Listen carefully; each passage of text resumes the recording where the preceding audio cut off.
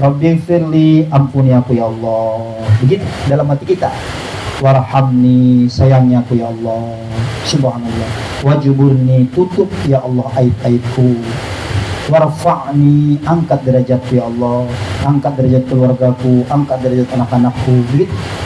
Apalagi wahdini, senantiasa tunjukkan aku ya Allah. Aku nggak tahu ya Allah, aku bodoh, tuntun bimbing aku ya Allah. Begitu dalam hati kita ketika mengucapkan wahdini. Makanya duduk di antara dua sisi itu harus gerakan yang memang betul-betul dinikmati.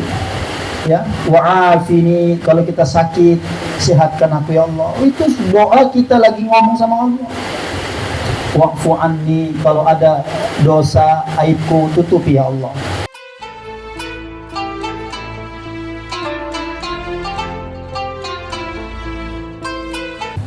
Bismillahirrahmanirrahim. Wa qala al-muallif rahimahullahu taala, nafa'ana Allah bihi wa bi ulumi fid dharain. Amin. Faslun wa arkanus sholati samaniyata asyara ruknan. Ini adalah satu pasal berbicara tentang rukun-rukun sholat. Itu ada 18 rukun. Rukun-rukun sholat itu ada 18 rukun.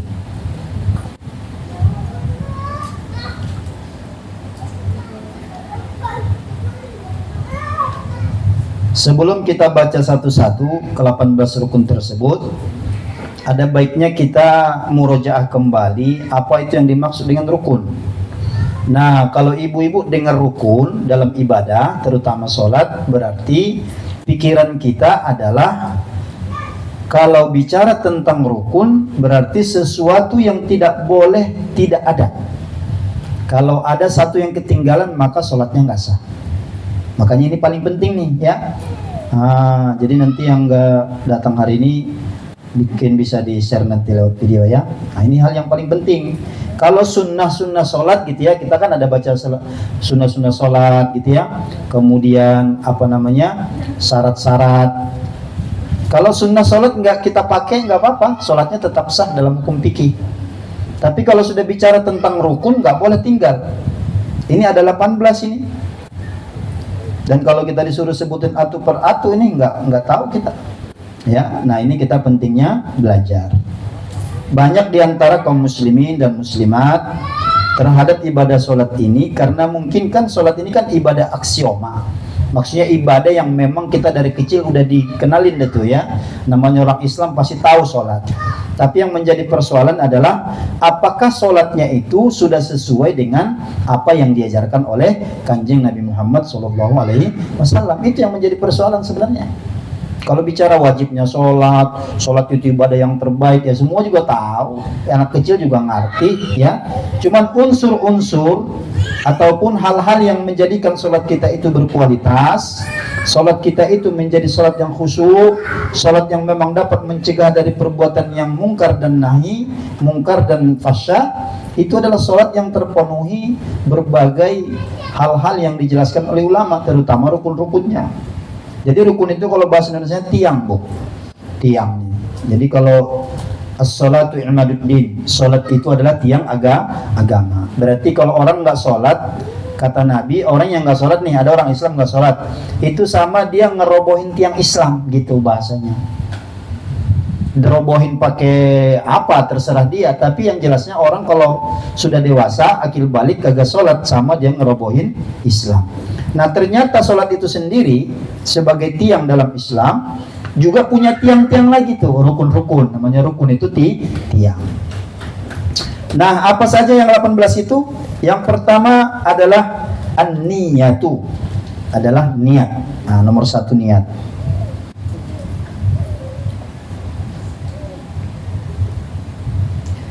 Jadi kalau sholat itu kagak ada niatnya, berarti sholatnya nggak sah. Ya, kali gitu saking buru-burunya sholat kagak sempat ngelintasin niat, sempatnya cuma ingat gorengan doang. Allahu Akbar, udah rapi mau salam baru ingat tadi, oh iya gue niat nggak tadi ya, lah kagak sah jadinya begitu. Nah niat itu kapan dilintaskan? Ketika kita mengangkat tangan, ya mengangkat tangan Saat kita mengangkat tangan, di situ lintaskan niat. Apakah sholat subuh, sholat zuhur, dan seterusnya. Di dalam hati niat itu mah ya. Niat beda dengan lafaz. Kalau lafaz itu yang kita sebutkan tuh. Usolli farduz zuhri arba'a rakaati mustaqbal kiblati adaan lillahi ta'ala, itu lafaz. Lafaz kalau kita nggak sebutkan nggak ngapa-ngapa. Ada orang sholat nih nggak baca gitu-gituan, dia nggak apa-apa, sah. Tapi kalau ada orang sholat nggak ada niatnya, nah itu nggak sah. Bisa bedain ya, lafaz dengan niat. Niat itu di mana letaknya? Di dalam hati. Hanya kita yang tahu dengan Allah. Itu satu. Yang kedua, niat itu ya jelas membedakan antara sholat yang satu dengan sholat yang lain.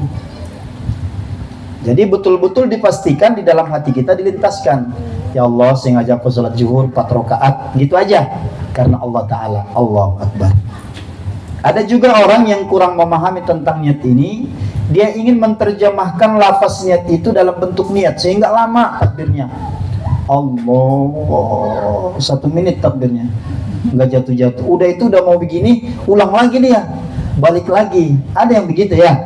Kenapa dia balik lagi? Ragu. Karena ragu gitu. Jadi oleh karena itu makanya dalam mazhab yang lain boleh berniat sebelum diangkat tangan. Itu dalam pendapat mazhab yang lain.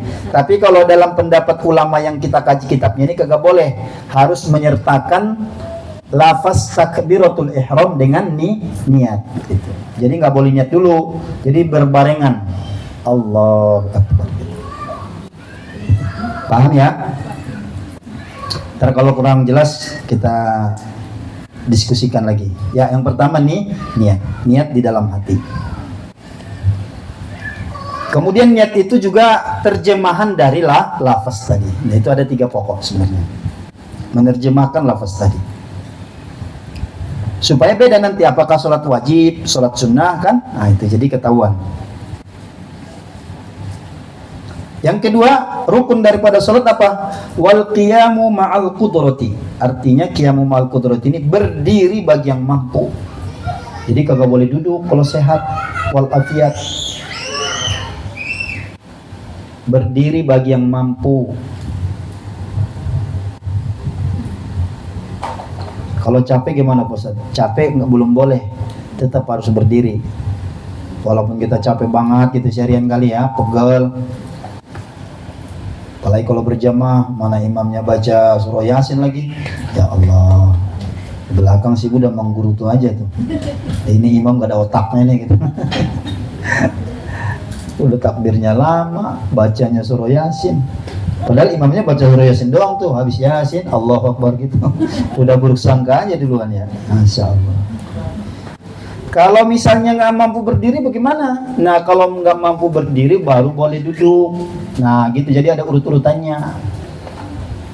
Bisa disebabkan sakit, ya. Bisa disebabkan tua. Jadi kalau sudah tua kan, mungkin orang tua kita di rumah udah umur 80 tahun barangkali. Kalau berdiri udah gemetaran ya. Nah yang begini-begini ini boleh duduk karena nggak mampu berdiri. Terus kalau misalnya duduk kagak mampu, ada nggak orang nggak mampu duduk Bu? Kira-kira ada nggak tuh? Duduk dia nggak bisa, ada nggak tuh? Yang kemana tuh? Sakit apa? Bisulan kali ya? Bisul kan? Tapi ada memang ada yang nggak bisa duduk. Entah itu penyakit apa namanya, tulang ya, atau saraf kejepit dan seterusnya. Kalau dia duduk lama nggak bisa, nyut gitu. Nah yang begini jangan duduk. Terus bagaimana sholatnya? Tidur, berbaring. Berbaring tuh kayak mana tuh berbaring? Telentang apa telungkup? Berbaring, telentang berarti. Kalau misalnya orang telentang nggak bisa, ya dengan mungkin penyakit yang sama tadi kayak duduk, terus gimana? Telungkup dah, dibalik begitu, telungkup. Nah kalau yang repot tuh ibu-ibu yang lagi hamil kan 7 bulan nggak bisa telungkup tuh. Orang nggak bisa telungkup, terus gimana sholatnya? Miring kanan tuh, miring sebelah kanan dulu, dimiringin, dibantuin sama saudaranya.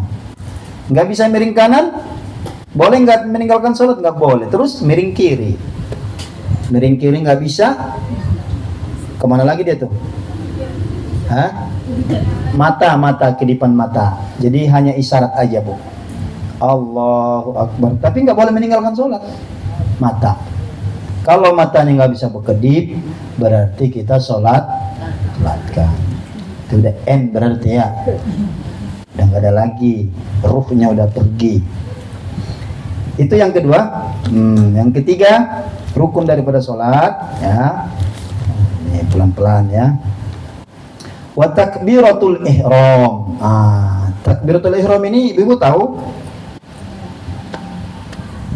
Apa takbiratul ihram, Bu? Kedua tangan. Hah?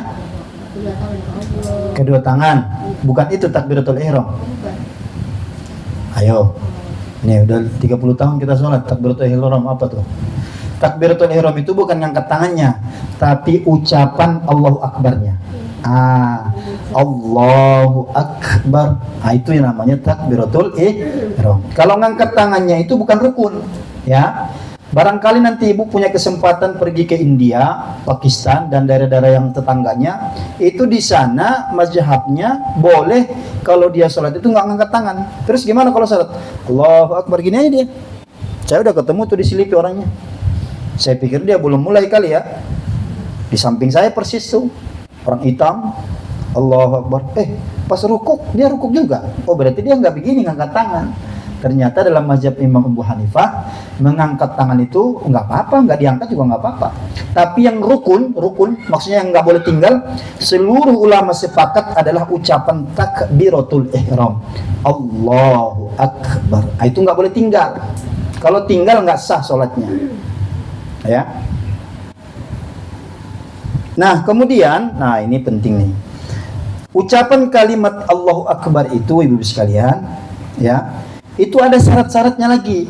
Maksudnya bagaimana? Kalau syaratnya ini nggak terpenuhi, bisa jadi nanti lafaz takbiratul ihram kita menjadi rusak.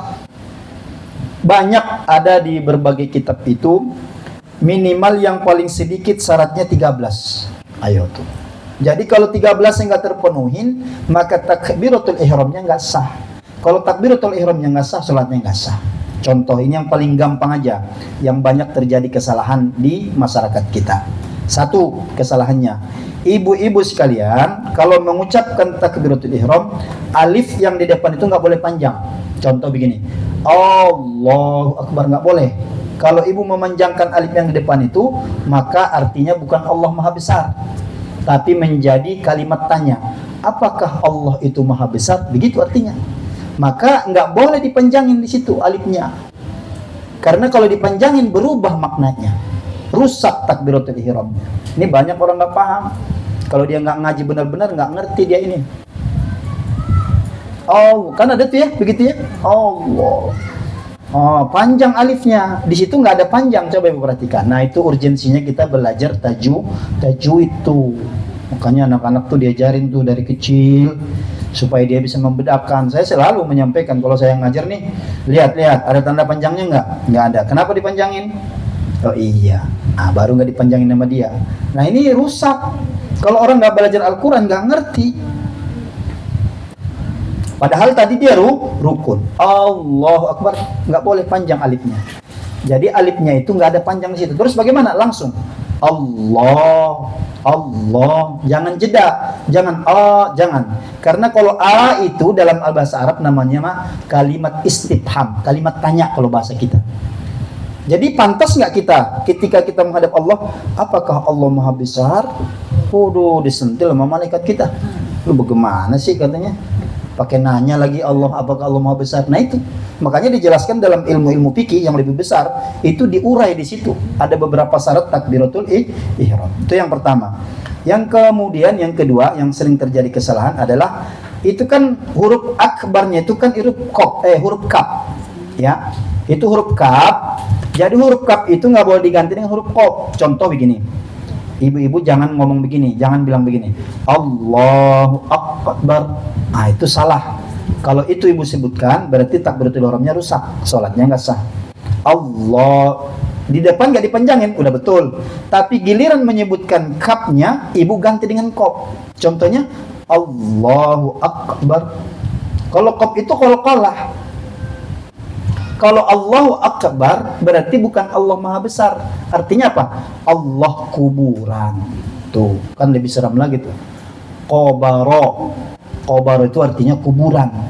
Kalau kapnya itu diganti kop menjadi kuburan. Nah, makanya nggak boleh dipastikan. Terus gimana Pak Ustaz cara nyebutinnya?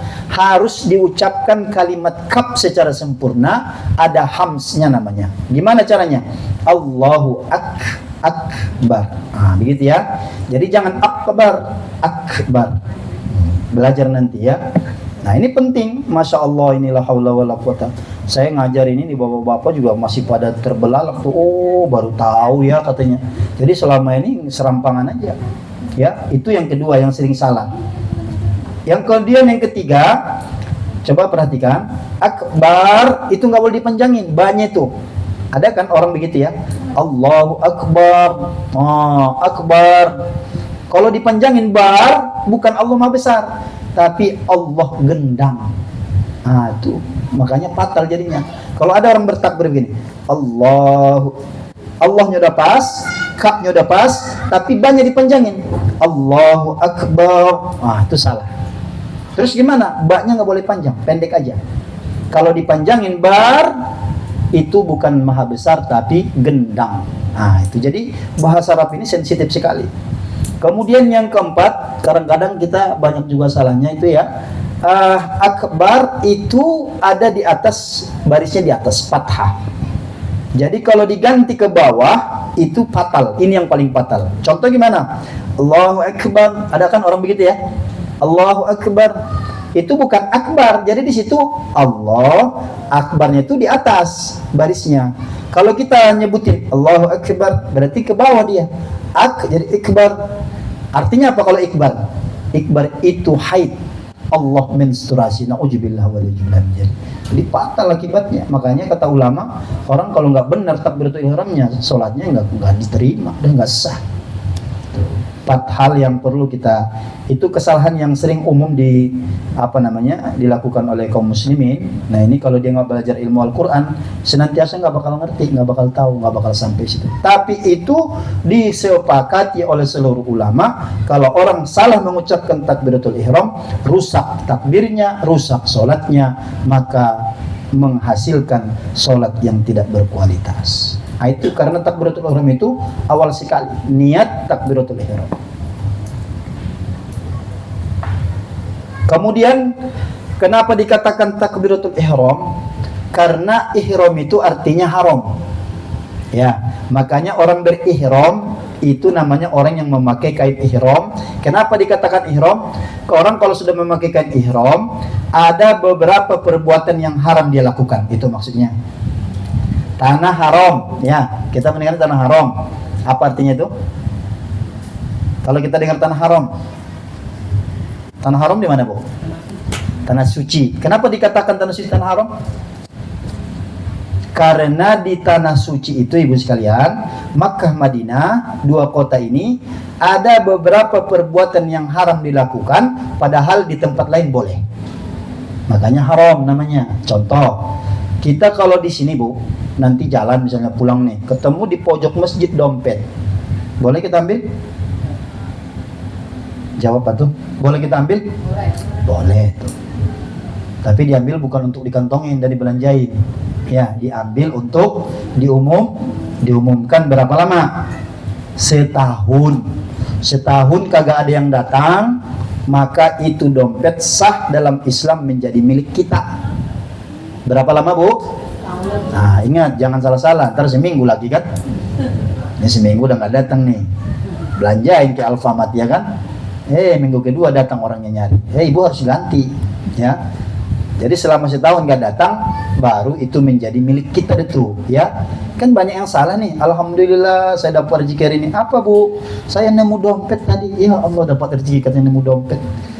Baru dompet nemu, dia mau dipakai sama dia, maksud dia itu haram jadinya, bukan punya kita. Kalau udah setahun baru. Terus bagaimana? Ya doa dah selama setahun. Mudah-mudahan orangnya nggak datang. Begitu ya, nggak ngapa-ngapain. Mudah-mudahan orangnya nggak datang. Ntar kalau dia setahun nggak datang baru punya kita. Kalau di Mekah, Madinah, nah dengan peristiwa yang sama, ibu nanti ketemu dompet, jangan coba-coba ambil. Masya Allah. haram hukumnya. Makanya di sana itu nggak usah takut kehilangan. Kalau di daerah haram-haramen itu nggak ada yang berani, kecuali memang orang yang memang belangsak gitu ya. Kalau itu memang sih ada aja sih, cuman pada umumnya orang nggak berani. Kemudian apa lagi? Kalau di sini kita orang kalau sudah sampai di tanah haram nggak boleh membunuh hewan-hewan. Makanya merpati itu ribuan di Masjidil Haram, di Masjid Kuba ribuan, nggak ada orang berani nangkap. Walaupun bulunya satu aja nggak ada orang berani. Kenapa? Haram hukumnya. Ya kalau di sini ya boleh. Nah itu maksudnya haram begitu. Terus apa kaitannya Pak Ustaz dengan takbiratul ihram? Kenapa dikatakan takbiratul ihram? Jawabannya adalah takbir itu menjadikan kita haram membuat atau melakukan sesuatu yang tadinya halal. Contoh, makan halal apa enggak? Halal. Minum boleh? Kalau sudah Allahu Akbar, kagak boleh makan, kagak boleh minum, haram makan, haram mie. Itulah namanya, makanya dikatakan takbir haram. Paham ya? Tuh. Jadi kalau udah takbir tuh, walaupun haus kayak apa, jangan kita ngomong sama anak kita. Tolong ngambilin tuh, mau minum, nggak bisa lagi udah. Jangan lagi ngambilin, ya. Kita makan nih bekas-bekas daging rendang yang dimakan tadi johor, keselip-selip ada 2-3 tuh kita telan, batal sholat kita. Nah, makanya haram namanya. Takbir haram itu maksudnya takbir kalau sudah terucap maka tidak boleh lagi melakukan sesuatu yang tadinya halal menjadi haram. Nah itu penjelasan takbiratul ihram. Panjang lagi nih sebenarnya ya, tapi itu yang pokok-pokoknya saya sampaikan. 1, 2, 3 takbiratul ihram. Yang keberapa sekarang? 4 apa yang nggak boleh tinggal? Wa qiraatul Fatihah, Bismillahirrahmanirrahim sampai terakhir. Ini juga rukun, nggak boleh tinggal, ya.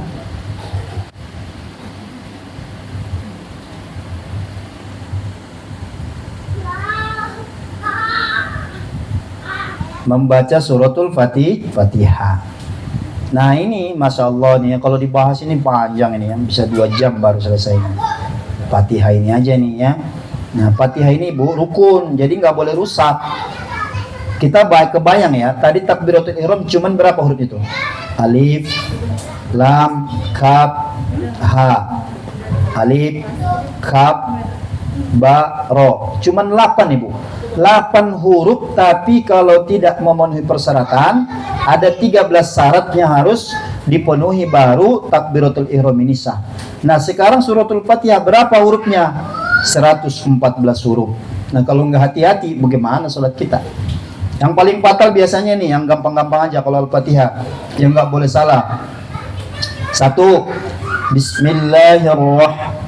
Ha kecil nggak boleh diganti ha besar. Kemudian alhamdu, ha kecil, jangan alhamdu.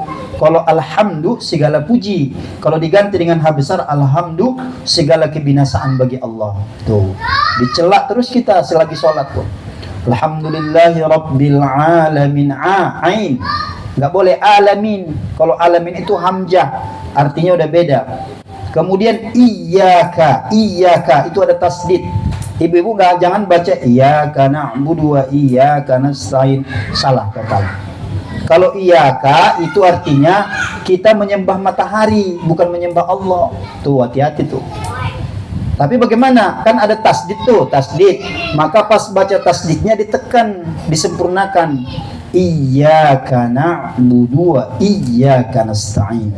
Kan sholat sendirian Pak Ustaz. Lah ini salahnya nih banyak di kalangan kita nih. Gara-gara mentang-mentang sholat sendiri dia pikir kagak dengar kali Allah. Udah aja dia pelan-pelan. Makanya sholat walaupun sholat sendiri itu ada ukurannya, terdengar oleh telinga kita, kedua telinga kita. Jadi nggak boleh silent banget, nggak boleh. Meskipun sholat zuhur, sholat apa gitu ibu di rumah, jangan sampai nggak ada suaranya, harus ada suaranya. Dan suara itu memang nggak boleh terlalu kencang kalau sendiri, tapi bisa seukuran kedengaran sama telinga kita. Ya, yang paling utama itu tuh iyyaka na'budu. Karena kalau iyyaka itu artinya bahasa Arab itu cahaya.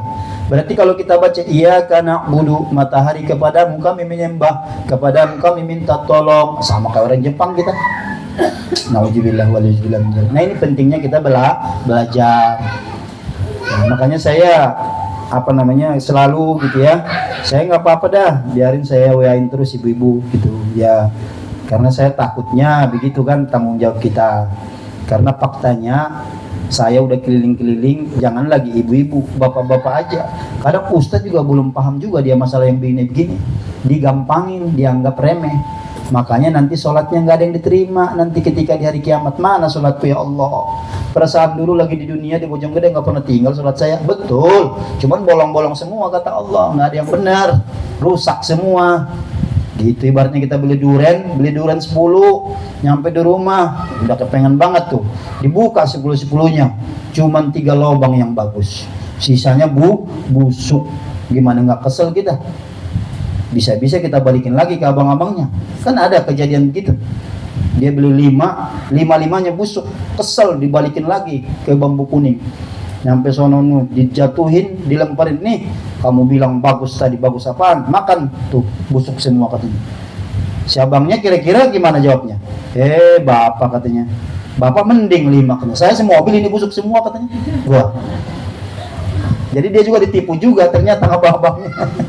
Itu ditimpain kesalahannya orang lain, naudzubillah. Jadi oleh karena itu sholat ini adalah modal utama kita, jadi jangan sampai rusak. Makanya ada kaidah begini, orang kalau sholatnya diterima sekali aja ibu, sekali, itu akan memberikan pengaruh yang besar kepada orang tersebut. Sekali aja, jangan lagi bilang 5 kali ya. Jadi oleh karena itu di awal sudah saya jelaskan kenapa kita kalau dengar sholat itu yang kita tanamkan dalam pikiran kita adalah mendirikan sholat. Kalau mendirikan ada unsur-unsur yang harus kita penuhi. Itu ya. Jadi Al-Fatihah itu nanti silakan ibu-ibu belajar lagi apa namanya? Ya saya sih sebenarnya ekspektasi saya sebenarnya besar gitu ya. Maksudnya kalau saya pribadi, kami pribadi, insya Allah misalnya ibu-ibu nih yang memang sudah merasa memang belum bisa baca Al-Fatihah, pengen belajar, insya Allah kita ajarin, nggak apa-apa kalau mau kan gitu. Teman kan biasanya ibu-ibu kan apa namanya kalau belajar gituan kan biasanya segan ya. Masa sih belajar Al-Fatihah anak gua aja pintar kan gitu.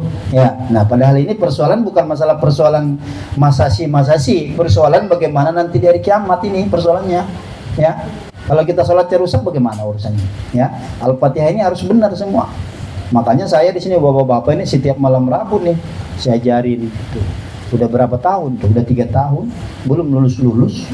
Tapi kaedahnya begini Bu, kalau kita udah belajar nih, terus kita sholat masih salah. Nah kesalahan itu hukumnya beda. Kenapa? Kesalahan orang yang sudah belajar malah justru mendapat 2 pahala. Begitu.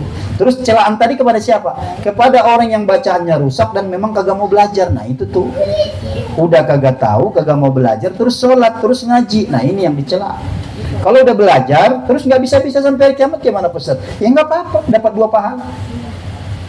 Makanya bapak-bapak, setelah saya sampaikan hadis Nabi itu ya sampai sekarang alhamdulillah istiqomah tuh. Udah berapa tahun tuh? 5 tahun belajar Al-Fatihah tuh. Ibu-ibu ada yang belajar 5 tahun Al-Fatihah? Masya Allah ya. Atau nanti silakan dah belajar sama anaknya masing-masing ya. Nah, nanti ya yang rata-rata sih sebagian udah banyak lah dikasih tahu gitu ya. Nah, udah lumayan, lidahnya udah mulai fasih gitu ya.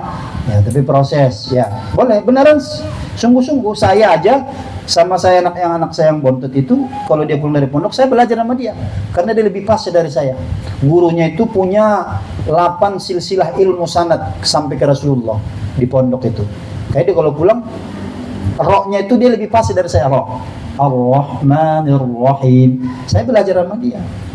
Jadi kita ini ada pemahaman yang kurang pas. Kadang-kadang kita hal-hal seperti ini kita merasa masa sih gitu ya. Padahal ini mah pertaruhannya keselamatan kita nanti di hari kiamat. Jadi nanti ibu-ibu kalau misalnya atau di rumah masing-masing dah ya, kalau ada guru di rumah masing-masing, silakan saya rekomendasikan mohon luangkan waktunya minimal belajar Al-Fatihah ya. Mohon luangkan waktunya. Kalau udah kata gurunya, kamu udah bagus Al-Fatihahnya, beres dah ya. Minimal Al-Fatihah nih, karena Al-Fatihah ini rukun. Nanti kalau baca ayatnya mah nggak baca ayat juga nggak apa-apa, ya kan? Kalau baca ayat salah misalnya nih, nggak apa-apa, nggak ngaruh. Tapi kalau Al-Fatihah karena dia rukun, tiang nggak boleh rusak, harus benar, harus sempurna. Dari mulai bismillah sampai walok dot itu juga ada cara pengucapannya, ya, ha, semua ada. Sekarang yang keberapa?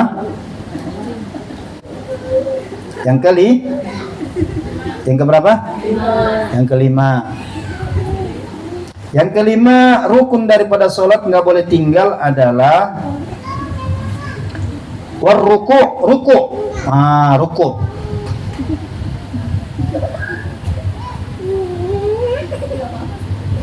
Ruku itu, ibu-ibu sekalian, ya, ini perhatikan. Secara sederhana yang perlu ibu ingat, kalau ibu ruku nanti sholat, kedua tangan kita persis kita letakkan di kedua lutut kita, jangan di atas. Kalau di atas lutut maka agak naik begini. Kalau di bawah lutut kita terlalu bungkuk. Karena posisi orang ruku itu ibaratnya dia ruku, ditaruh air begini ya, ditaruh gelas, nggak jatuh. Nah itu. Terus bagaimana caranya Pak Ustaz? Caranya kedua tangan kita letakkan persis di atas kedua lutut kita. Jangan di atas lutut, jangan di bawah lutut. Persis di kedua atas lutut kita. Nah itu terus. Jangan langsung begitu ruku, jangan langsung bangkit, nikmati dulu. Nah, makanya di dalam Al-Quran itu warka'u ma'ar raki'in. Itu Allah menggunakan bahasa itu. Artinya ada dua gerakan di dalam sholat merupakan simbol ketundukan kita sebagai hamba di hadapan Allah. Yang pertama ruku, yang kedua sujud. Tuh. Jadi ruku itu betul-betul dinikmati. Lagi kita ruku, ya Allah, kita yakin dilihat sama Allah. Ya, nikmati dengan kita membaca tasbih. Tasbihnya apa? Silahkan apa aja. Kalau ada orang ruku nggak baca tasbih gimana Pak Ustaz? Sah, karena rukunnya itu adalah rukunya itu sendiri. Adapun bacaannya itu sunnah. Nah ya, jadi kalau misalnya ibu mau baca Subhana rabbiyal azim wa bihamdi, silahkan. Tapi misalnya nggak baca atau bacanya cuma sekali, nggak ngapa-ngapa. Yang penting rukunya itu, ya, gerakan rukunya itu yang rukun. Ya, jadi jangan di bawah, jangan di atas, jangan di bawah, persis di sini nih. Kalau tangan kita persis di sini, maka posisi tulang kita, punggung kita itu akan rata begini. Ya. Itu yang ke-5. Yang ke-6, wa tuma'nina fi. Kemudian rukun yang ke-6 tuma'nina. Tuma'nina itu tenang. Tenang ketika ruku. Jadi ada dua. Ruku 1, tuma'nina 1. Tenang itu ukurannya berapa? Dijelaskan oleh ulama, minimal 3 kali tasbih barulah dikategorikan rukunya ruku yang tumaknina. Selama mengucapkan 3 kali tasbih. Subhana rabbiyal azim wa bihamdi. Subhana rabbiyal azim wa bihamdi. Subhana rabbiyal azim wa bihamdi. Baru bangkit. Ya. Jadi kalau bisa memang minimal 3 kali. Tenang, itu namanya tumaknina, itu rukun. Jadi kalau ada orang sholat kayak patok ayam, itu nggak sah. Kenapa nggak sah? Karena nggak terpenuhi rukunnya. Apa rukunnya? Nggak ada tumakninanya, nggak ada tenang-tenangnya. Sholat udah kayak apa tuh? Ya kayak patok ayam tuh ya, buru-buru. Nah, jangan. Kemudian yang ke-7 ya, benar ya? Waraf'ul i'tidal, mengangkat tangan i'tidal. Sami'allahu liman hamidah. Nah itu rukun. Kalau ada orang sholat habis ruku dia nggak i'tidal langsung sujud, maka sah, sholatnya nggak sah. Kali gitu ya, lupa. Begitu dia habis ruku, karena khusyuk tadi rukunya, kelupaan dia bangkit dikit doang dia langsung sujud. Nah itu nggak sah, harus bangkit dulu, i'tidal. Nah, kemudian i'tidal juga harus yang ke-8 tumaknina tufi. Juga tumaknina. Enggak boleh cepat-cepat. Sami'allahu liman hamidah, langsung sujud, jangan. Berhenti dulu sebentar, tumaknina namanya. Makanya kita panjangnya apa tuh bacaan panjangnya? Sami'allahu liman hamidah. Rabbana lakal hamdu mil'us samawati wa mil'ul ardi. Itu minimal dah ya, minimal tuh. Itu namanya tumaknina. Yang ke-9 was-sujud, rukun yang ke-9, gerakan yang tidak boleh tinggal yang ke-9 apa? Sujud.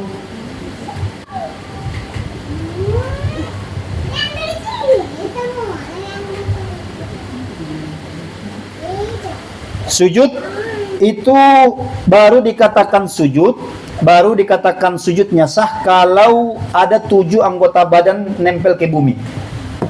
Kalau 7 anggota badan ini tinggal 1, maka bukan sujud. Berarti kalau dia nggak sujud, lagi-lagi sholatnya nggak sah. Apa 7 anggota badan itu?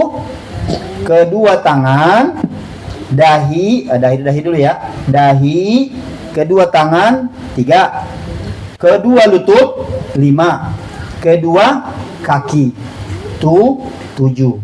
Coba hitung lagi. Dahi, kedua tangan, baru 3. 2 lagi, lutut 2, kemudian kaki. Itu 7-7-nya harus nempel mantap di bumi, baru namanya sujud.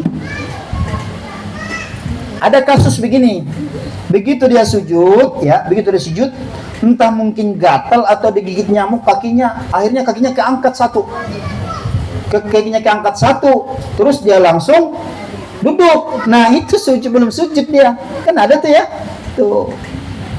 Hati-hati. Jadi ke-7 anggota badan ini harus nempel di bumi, di sujud, di sejadah kita, barulah orang itu dikatakan sujud. Karena sujud itu nanti rukun yang ke-10, tumaknina tuh fih, juga harus ada tumakninanya. Harus ada tenang. Tuh, sujud.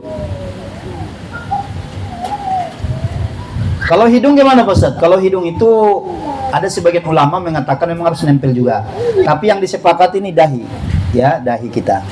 Kalau hidung nggak apa-apa. Kalau misalnya, tapi kalau kita mau nempelin juga sama hidung, ya lebih mantap lagi, lebih sempurna lagi.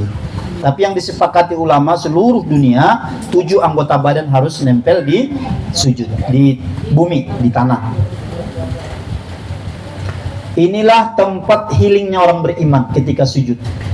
Orang-orang yang punya masalah, problematika kehidupan, dicaci, dimaki, dia apalagi tuh, udah hati hancur lebur, maka dia datang kepada Allah di waktu kapan? Di waktu sholat. Pada saat kapan? Pada saat sujud. Makanya kata Nabi, tidak ada suatu kondisi ataupun keadaan yang paling Allah dekat kepada hambanya kecuali ketika sujud. Makanya kita ini kan Allah ada dekat dengan kita, tapi kiasannya kalau kita lagi sujud, itulah momentum yang paling terdekat kita dengan Allah. Terus bagaimana?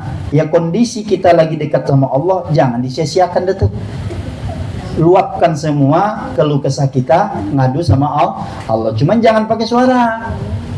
Nah kan ibu-ibu biasanya saking terlalu terbawa emosi, ngadu sama Allah, ya elah bahasa Sunda, dia lagi sujud. Sholatnya nggak sah jadinya. Ya. Terus gimana? Keluh kesahnya gimana? Dalam hati doang. Nggak boleh ada suara. Nanti di bab membatalkan sholat kita bahas, kalau orang berucap di luar bacaan sholat, batal sholatnya. Hati-hati.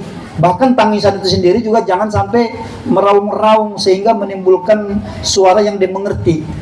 Apa tuh? Ibu udah tuh yang pintar kalau nangis ya. Jadi tangisannya itu menggemuruh. Kan Nabi begitu ya. Kalau Nabi sholat nangis sedih, ketika sampai ayat-ayat tentang neraka, menggemuruh Nabi itu di dada, jadi nggak sampai keluar. Nah kita pun begitu. Terus air mata keluar gimana Ustaz? Boleh, nggak apa-apa. Biar kata itu lepek sejadah, nggak ngapa-ngapa. Tapi yang perlu diperhatikan jangan sampai ada suara. Jadi dalam hati aja, ya Allah, dijamin ibu Allah nggak mungkin mendustakan janjinya, pasti dikabulkan Allah. Nah, ada saat itu sujud. Jadi paling tepat itu di saat sujud, ya, bukan ketika tempat lain, bukan.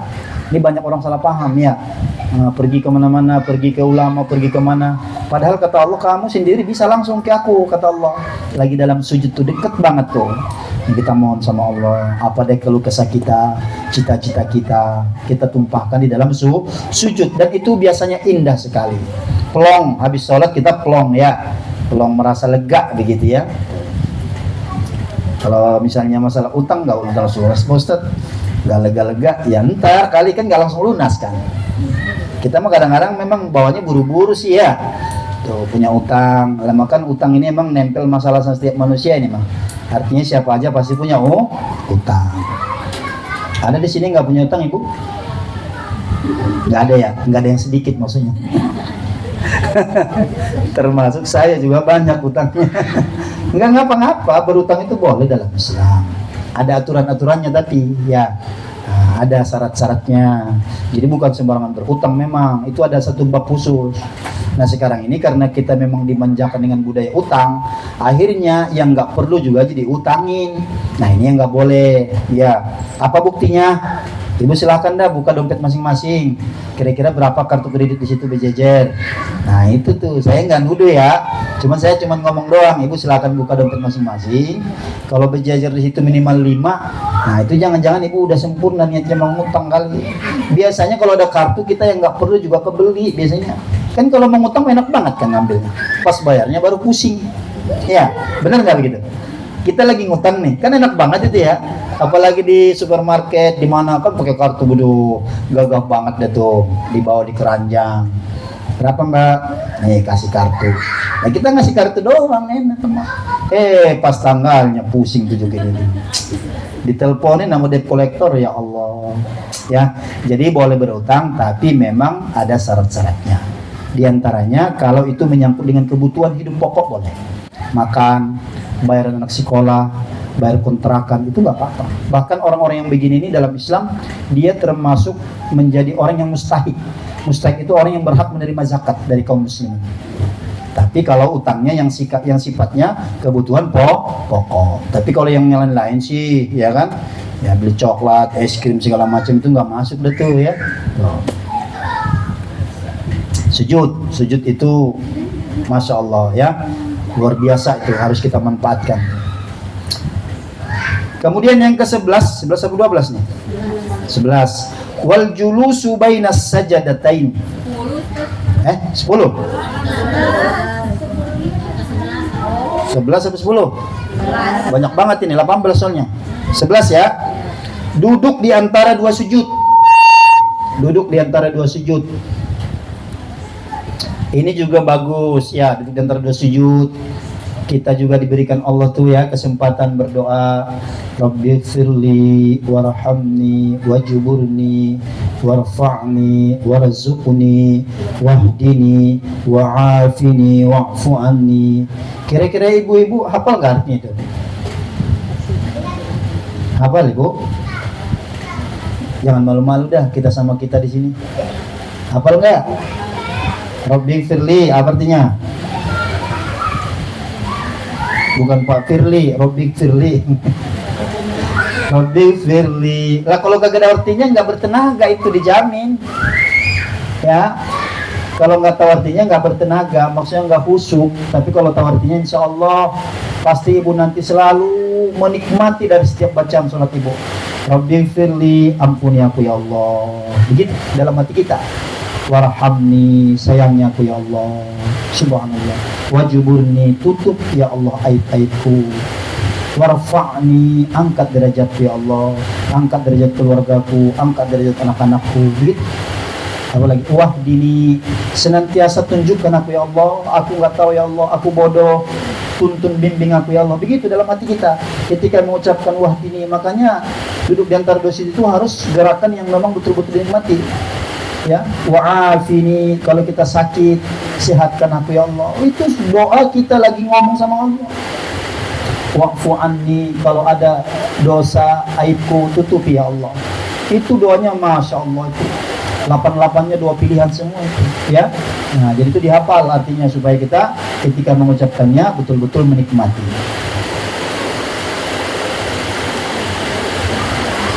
Yang keberapa lagi?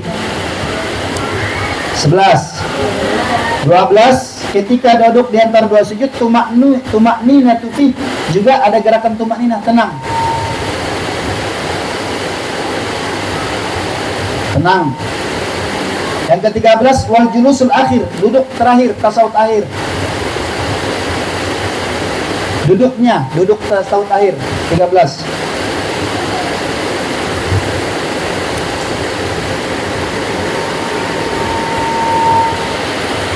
Yang ke-14, wattasyahhudu fi. Kalau tadi kan duduknya, yang ke-14 bacaannya. At-tahiyyatul mubarakatus shalawatut thayyibatu. 14. Bacaan tasawufnya.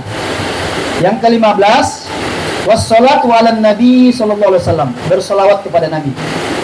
Jadi kalau ada orang sholat tahiyat terakhir nggak lupa baca sholawat, sholatnya nggak sah. Sholawat, baca sholawat.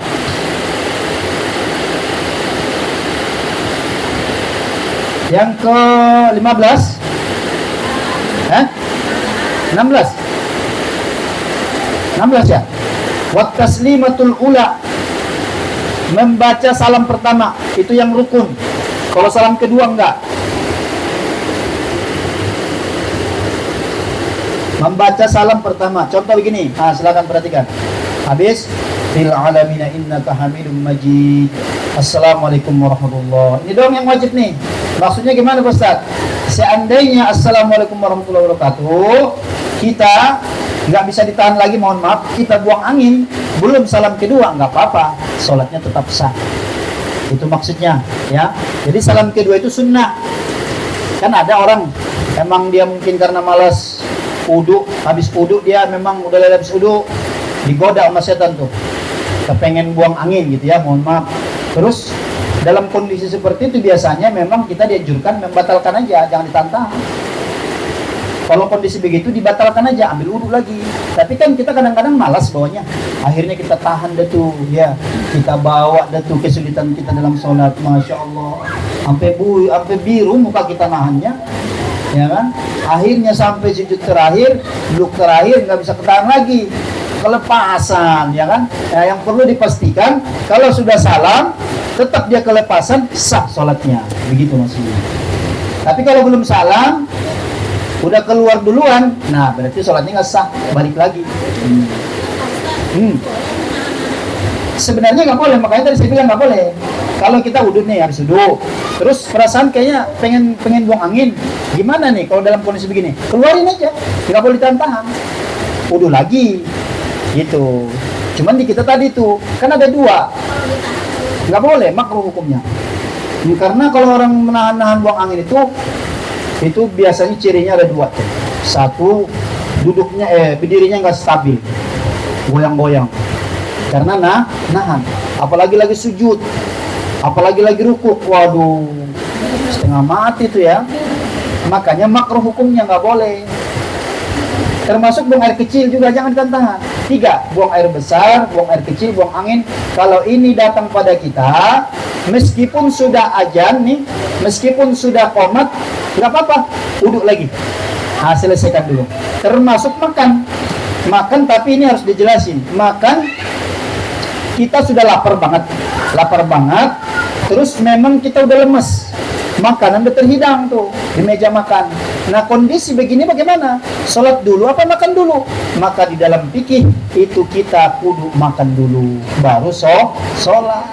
Kalau lagi lapar banget, udah lemes, makan udah tersedia, kita petantang-petenteng sholat dulu. Akibatnya apa? Sepanjang sholat ingat ama rendang, ingat ama ayam kampung, opor, sampai salam tuh. Perhatian kita 80% ke makanan, cuma 20% doang ke Allah. Makanya nggak boleh tuh, ya. Jadi kalau lapar banget, tapi kalau lapar banget, maksudnya di sini bukannya orang yang memang bawaannya lapar, kan ada dua tuh, ya. Ada yang lapar asli, ada yang bawaannya lapar. Kalau kayak saya kan bawaannya lapar mulu. Dikit-dikit makan, nah ini mah ditahan kalau yang begitu ya. Tapi kalau yang lapar banget, emang dari pagi belum nyarapan, terus di jam 1 siang makanan udah terhidang, makan dulu, tenang dulu, habis makan baru sholat. Itulah hebatnya, dan di situ kita paham betapa pentingnya khusyuk dalam sholat. Nggak boleh bawa pikiran yang lain-lain. Makanya kalau ada yang 3 tadi, 4 tadi terganggu pasti. Ada makanan, pengen buang air kecil, buang air besar, pengen buang angin. Kalau ini ditahan-tahan dibawa ke sholat, dijamin orang gak khusyuk. Makanya semua diselesaikan dulu, baru kita sholat. Jadi itu yang makna daripada membaca salam pertama. Tujuannya ke situ. Kita ngaji, belajar itu. Oh berarti kalau sudah salam pertama, terus kita batal, nggak apa-apa, nggak usah ulang lagi. Karena salam kedua itu sunnah. Yang keberapa sekarang?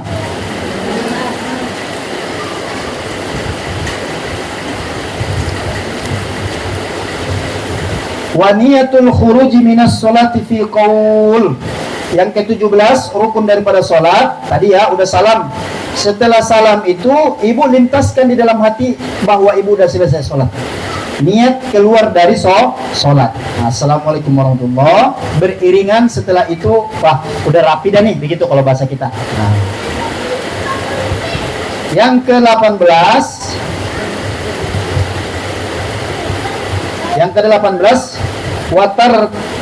watartibuha ala ma dzakarnahu. Tertib.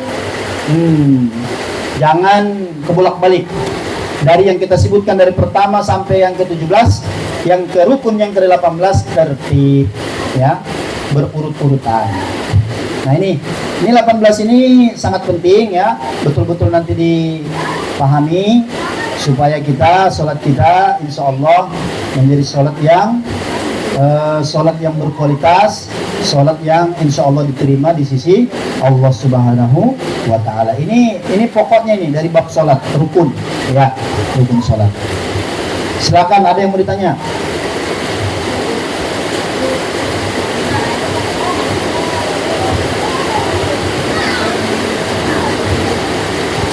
Ada yang belum kurang jelas?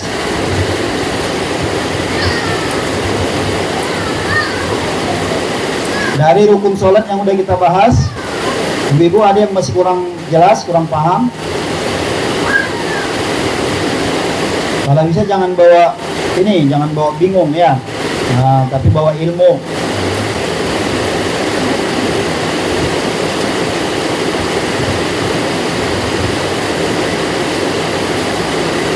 Sudah paham semua ya?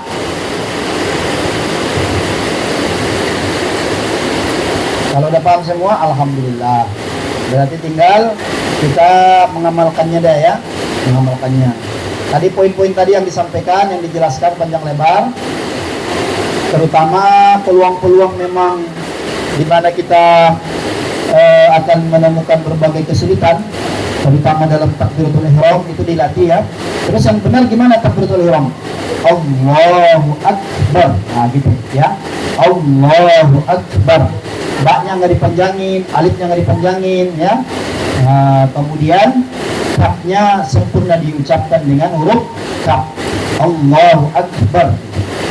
Kemudian Al-Fatihah tadi ada 2 poin ya yang saya kira cukup penting di dalam rukun-rukun salat ini. Takbiratul ihram dengan kesempurnaan bacaan suratul Fatihah. Adapun yang lain itu berbicara tentang gerakan-gerakan yang perlu diperhatikan. Kalau gerakan adalah tumakninanya saja, sisi ketenangannya saja, dibatasi dengan 3 kali tasbih. Insya Allah kita baca 3 kali tasbih, itu kita udah dapatkan tumakninah. Subhana rabbil azim wa bihamdi, subhana rabbil a'la wa bihamdi, ya, atau tasbih-tasbih yang lain. Itu saya kira rangkuman ataupun kesimpulan dari rukun-rukun salat ini ya. Nah, baru nanti pertemuan selanjutnya bicara tentang sunnah-sunnah salat, membatalkan salat ya. Nah, mudah-mudahan ibu semua senantiasa diberikan Allah kesehatan, kesempatan, umur yang panjang, juga mudah-mudahan dilimpahkan rezeki berkah dari kiri dan kanan, dari mana saja ya. Mudah-mudahan ibu semua wasilah hadir di majelis ilmu, wasilah memberikan perhatian kepada pendidikan Islam, kepada Al-Quran, menjadi wasilah bagi kita semua. Allah senantiasa memberikan kasih sayangnya kepada kita, merahmati kita, meridhoi kita, memberkahi kita, dan semua kita dalam tuntunan dan bimbingan Allah Subhanahu wa Ta'ala. Amin ya Allah ya Rabbal Alamin. Kalau memang tidak ada, ya berarti kita cukup. Oh, silakan. Oh, Al-Fatihah. Ya, silakan disimak ya. Jadi dari pertama itu ayat pertama bismillah, nanti ayat yang terakhir waladhdallin. Ibu silakan kalau bisa dilihat ininya, juz ammanya ada nggak? Biar mantap gitu. Jadi biar ketahuan nanti mana yang salah, mana yang enggak.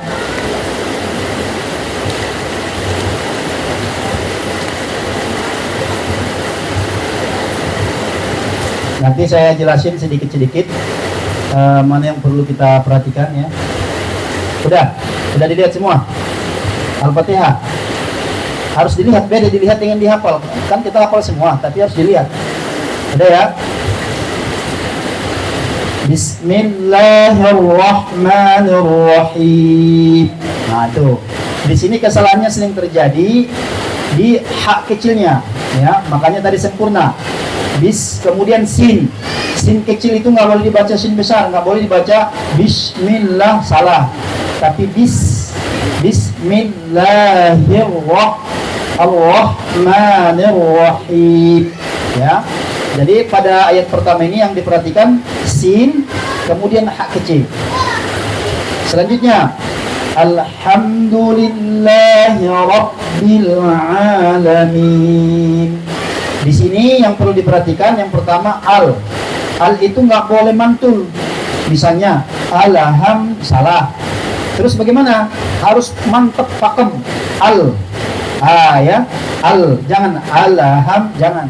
Kalau alham, salah.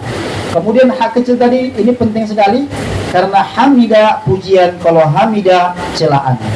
Alhamdulillahi rabbil alamin. Kemudian setiap tasdid itu ditekan. Rabbanya itu kan ada tasdid tuh, ya. Rabbil alamin. Jangan a. Kalau a dia alif, ini ain. Alamin artinya Tuhan seluruh alam. Kalau ibu baca Rabbil alamin, Tuhan seluruh yang sakit-sakit. Karena alamin artinya sakit. Alamin seluruh alam. Tuh, dikit doang tuh bedanya.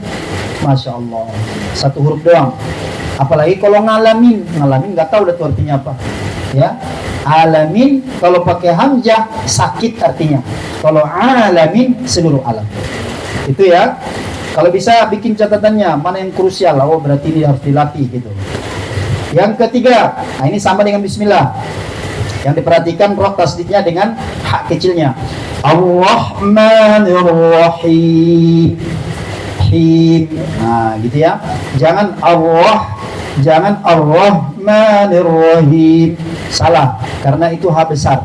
Ini hak kecil.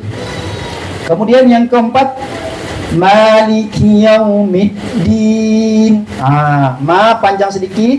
Kemudian kapnya nih, yang tadi yang saya sampaikan, kap ini namanya sifat hurufnya ada hams, ada udara yang keluar kalau kita baca. Ka. Kalau kop nggak ada udara, ya. Ini kap ada udara. Maliki, ki, jangan ki. Kalau ki salah. Maliki salah. Terus bagaimana? Maliki, ki, ada kedengaran ya suara udaranya ya. Maliki Yaumiddin. Yau ini harful lain, lembut.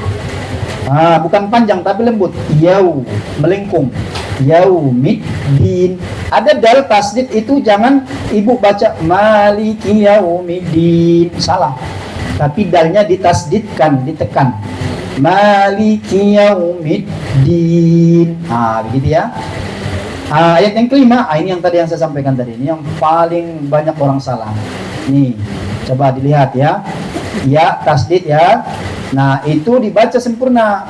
Jangan dibaca iyyaka na'budu wa iyyaka nasta'in. Itu udah jelas salah, fatal.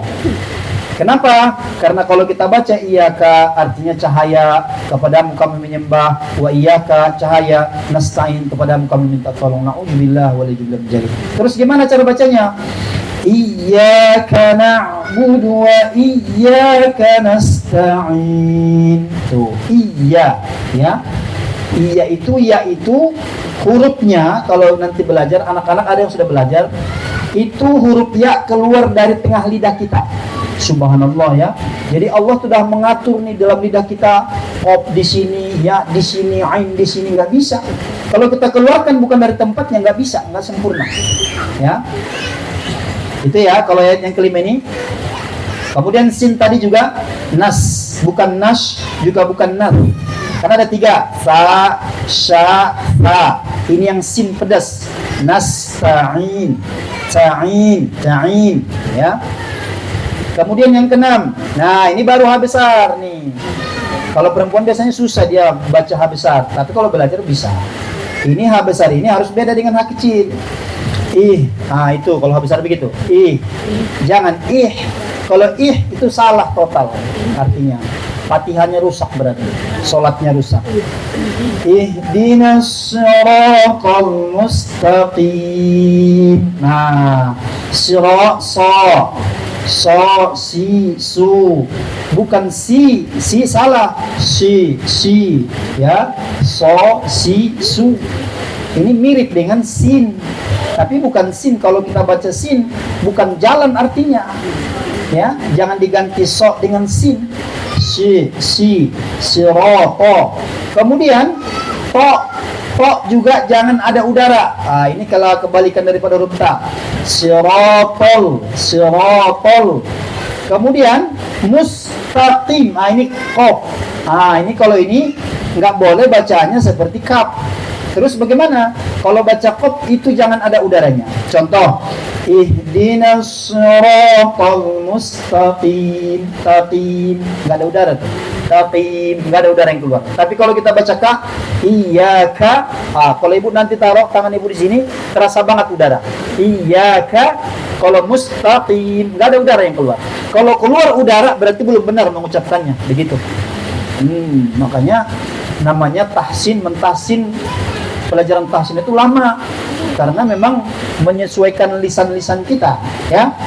Yang ketujuh, siratal ladzina an'amta 'alaihim. Kalau di sini biasanya salahnya am. Orang baca ainnya kelewat karena berdekatan. Orang baca biasanya amta gitu ya. Salah. Terus gimana? Yang pertama hamzah atau alif, baru yang kedua ain. An'amta. Tuh. Hamzah itu di awal, di pangkal tenggorokan. Ain di tengah. Dipangkal dulu baru naik ke atas. An'am. Nah, itu kalau belajar dia otomatis. Tapi kalau ibu belajar sekali gini terus mau bisa, ya nggak bakalan. Harus memang, cuman tadi bagus mamanya cinta supaya tahu gitu ya. Nah, itu ya. An'amta 'alaihim. Kemudian H besarnya itu ya, him. Atau misalnya nggak usah sampai segitu, tapi beda dengan H kecil. Misalnya 'alaihim, itu cukup. Asal jangan ibu baca 'alaihim. Nah, itu yang salah. Jadi harus dibedakan. Kemudian selanjutnya gha. Jangan dibaca ko. Gha itu dari ujung tenggorokan sini. Gha. Ada dua huruf dia, gha dengan kho. Ghairil mag. Nah, orang baca banyak salah. Baca mak. Ada mak. Ada di kolkolahin, nggak boleh karena gha itu bukan huruf kolkolah. Terus gimana? Ghairil maghdubi 'alaihim waladdallin. Begitu kurang lebihnya, ya. Nah, jadi seperti itu. Nah, itu huruf-huruf yang kurisal tadi.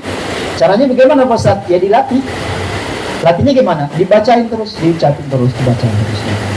Makanya ibu sekalian, ada seminar dulu waktu hidup almarhum Ustadz Arifin Ilham.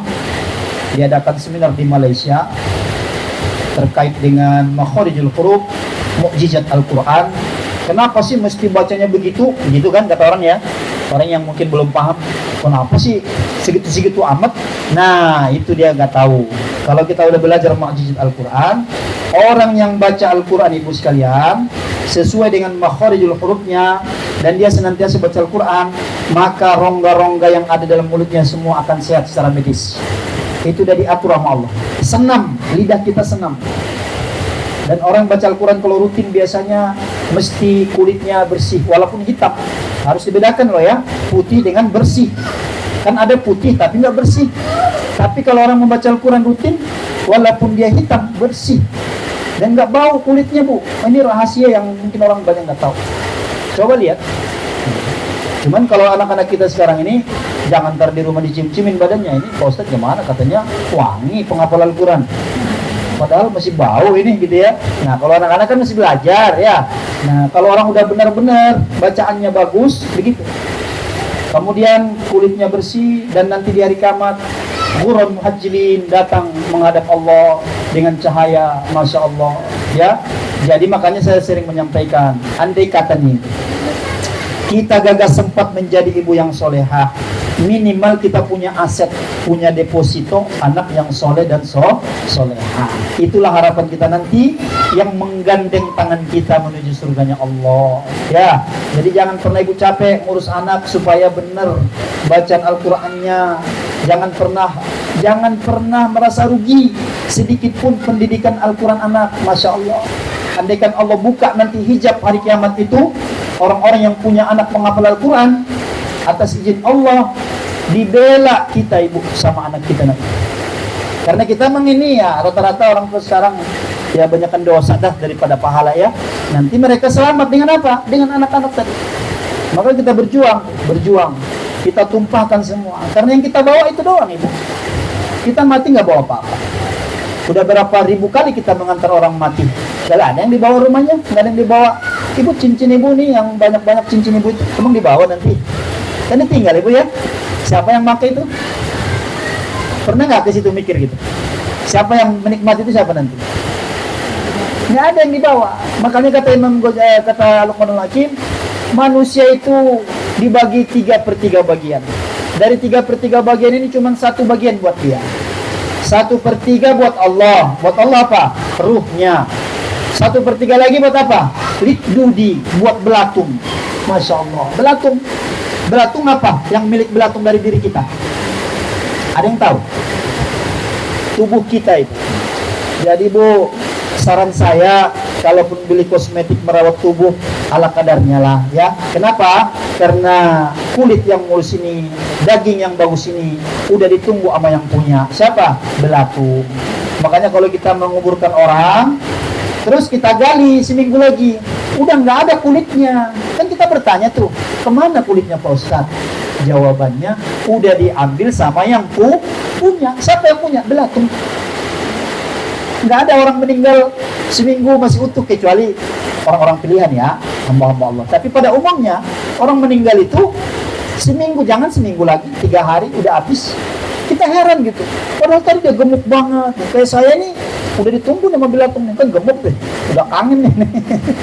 Ya, begitu ditanam di dalam tanah, 3 hari dibongkar lagi, tinggal tulang belulang. Kemana? Diambil sama yang punya. Siapa yang punya? Belatung. Orang kalau paham tentang hakikat ini bu, pasti dia akan mengarahkan apa yang menjadi milik dia. Terus yang punya manusia apa? Wa amalihi, amal solehnya lah yang buat. Adapun ruh kembali ke Allah, badan kita ini diambil belatung, yang buat kita apa? Amal soleh kita. Duduknya ibu di sini, inilah yang nanti dibawa. Ibu nanti sholat yang dibawa. Sedekah yang dibawa. Ya, jadi ini kan fakta ya, bukan asumsi. Maksudnya bukan menghayal, tapi ini realitas. Setiap orang meninggal pasti nggak ada lagi dagingnya. Kenapa? Kita nggak tahu kalau dengan dijelaskan ulama. Makanya Luqmanul Hakim menuturkan tuh supaya manusia sadar. Berapa banyak orang hari ini perhiasan perawatan tubuhnya seminggu, ada yang sampai 5 juta, artis-artis, ada yang sampai miliaran perawatan tubuh. Kenapa dia mengeluarkan habis waktu segitu, biaya segitu, dia nggak merasa sayang? Jawabannya karena dia pikir ini kulit saya, ini tubuh saya, jadi saya harus rawat. Kalau dia ikut ngaji sore ini, Masya Allah, ternyata buat bakal belatung dah ya, nggak bakal dikorbanin puluhan juta ngerawat tuh. Terusnya kemana harusnya diarahkan duit? Ya buat amal soleh yang bakal kita bawa. Kita sedekah, kita infak, kita zakat, kita sholat, kita haji, kita umroh, begitu ya. Jadi itu mudah-mudahan nasihat buat kita semua, terutama buat diri pribadi kami, umumnya kepada ibu-ibu semua. Mudah-mudahan di sisa umur kita ini ya bu ya, yang kita nggak tahu berapa lama dan kita nih ya. Kalau tahu kita mah ya gampang, cuman kan masalahnya kita nggak tahu. Tapi yang jelasnya sisa umur ini mari kita manfaatkan bersama sebaik-baiknya untuk mempersiapkan kehidupan yang sejati, yaitu kehidupan nanti kelak di hari kiamat.